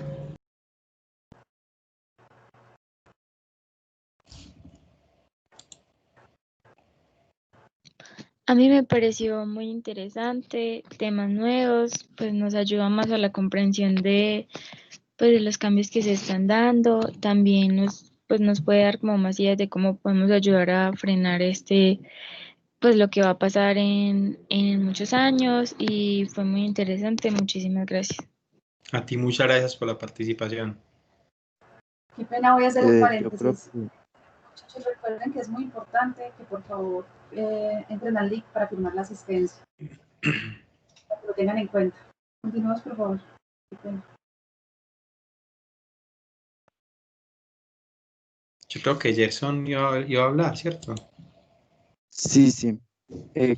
Pues estuvo muy bien esta charla porque pues nos ayuda a tener otro punto de vista sobre el impacto que le estamos dando al mundo y que sí o sí debemos cambiar porque si no va a traer grandes consecuencias en un tiempo pues o más adelante y que debemos cuidarnos porque de nosotros está no extinguirnos como seres humanos.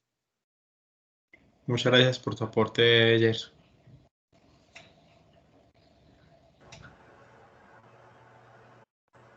¿Alguna otra pregunta? ¿Alguna otra opinión que quieran compartirnos?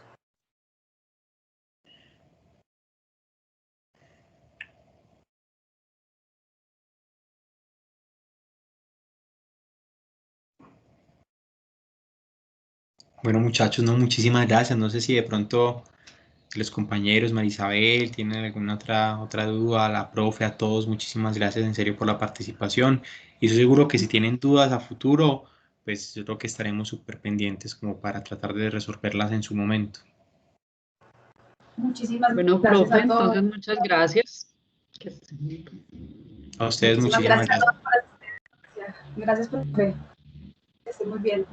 Bueno, Bueno, y Muchas gracias a gracias, ustedes hasta también por luego. esta hasta oportunidad. luego, muchísimas gracias. Feliz tarde, Hasta luego, feliz día. profe. Muchas gracias, hasta luego. Hasta luego, que estén Gran muy bien. exposición. Gracias. Muchas Gracias a gracias. ustedes. Hasta luego.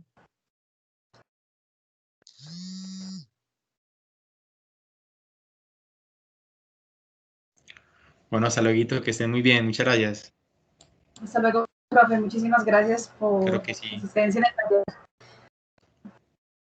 Bueno, estamos hablando. Que estén muy bien. Hasta luego. Gracias. Hasta luego, gracias.